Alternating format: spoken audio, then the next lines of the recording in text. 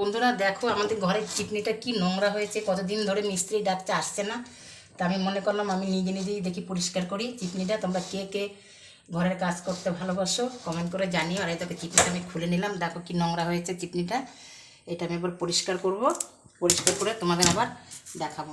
আর আর এই চিকনি পরিষ্কার করতে কেরোসিন তেল নেবে, কেরোসিন তেল দিয়ে ভালো করে পরিষ্কার করে এরকম ঘষে ঘষে, তাহলে দেখবে এটা পরিষ্কার হয়ে যাবে, তেল পড়বে না আর রান্না করতে কোনো অসুবিধা হবে না। আর এই রান্নার সময় পরিষ্কার না করলে এগুলো দিয়ে তেল টপকাবে।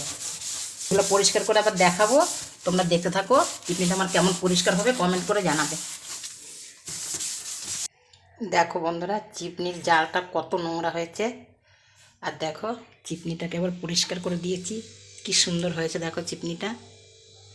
দেখো ভেতরটা, সাইডগুলো খুব সুন্দর করে পরিষ্কার করেছি। মিস্ত্রি তো এত সুন্দর করে পরিষ্কার করবে না। দেখো বন্ধুরা চিকনিটা খুলে নিয়েছি, এবার পরিষ্কার করবো কী করে। দেখো সার্ফ দিয়েছি, গরম জল দেবো, গরম জল দিয়ে ব্রাশ দিয়ে ঘষে দেবো।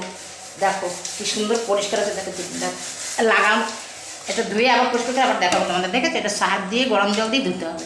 দেখো বন্ধুরা চিকনিটা আমি পরিষ্কার করেছি, এখনও পরিষ্কার হয়নি, হালকা হয়েছে। আমি একদম পরিষ্কার করে আবার তোমাদের দেখাবো। হ্যালো বন্ধুরা দেখো আমার জালিটা পরিষ্কার করে গেছে। দেখো জালিটা কেমন পরিষ্কার হয়েছে কমেন্ট করে জানিও। আর জালিটা এবার আমি লাগিয়ে দেবো, তোমরা দেখো আমি কি করে লাগাই। আর ঘরের কাজ নিজেরাই একটু কষ্ট করলে হয়ে যাবে। মিস্ত্রি ডেকেছে, মিস্ত্রি তো আসছে না, এখনই আসলে পরে 400-500 টাকা নিয়ে নিত, টাকাটাও আমার থাকবে ঘরে, দিতে হবে না।